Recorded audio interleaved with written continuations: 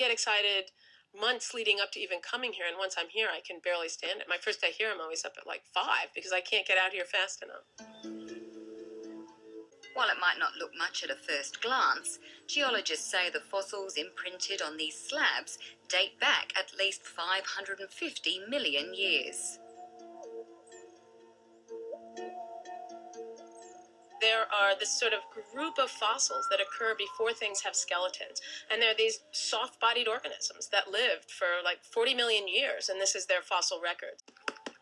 I know this is one tribe, but I think it's 2, and I think it's really amazing they're this well preserved on this bed. It's hard to imagine now, but paleontologists say they lived in a marine, not marginal, environment. If you think of today's seafloors, you go and it's very sandy, right, or rocky and sandy. If you picture yourself back in the Ediacaran, it wouldn't be a sandy surface. It would be a surface covered with sometimes thick, sometimes thin, just microbial green oozy pond scum, the kind of thing you would never want to walk through, right? You would just kind of go, ugh.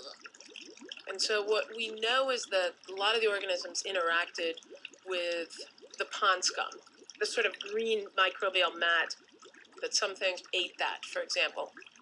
There were no predators in the Ediacaran time, the time of the Ediacaran biota. And as a result of that, these layers of organic matter with the animals sitting on top of them were preserved like, meat in a sandwich. This way?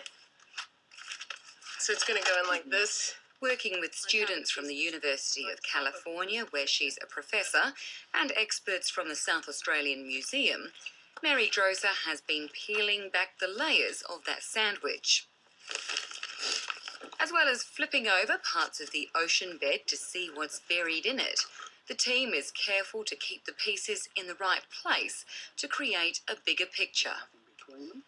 What's been done in most paleontology is what I call the clink-clink method, particularly with these kinds of deposits. Clink, clink, clink, clink, clink. Take the beautiful specimen back to the museum, stick it in a drawer, stick it in a display.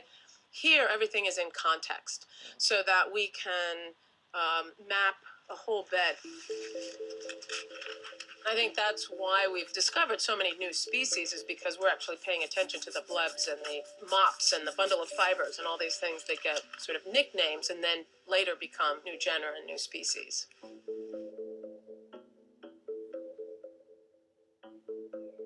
It's painstaking and back-breaking work, with not much in the way of high-tech equipment.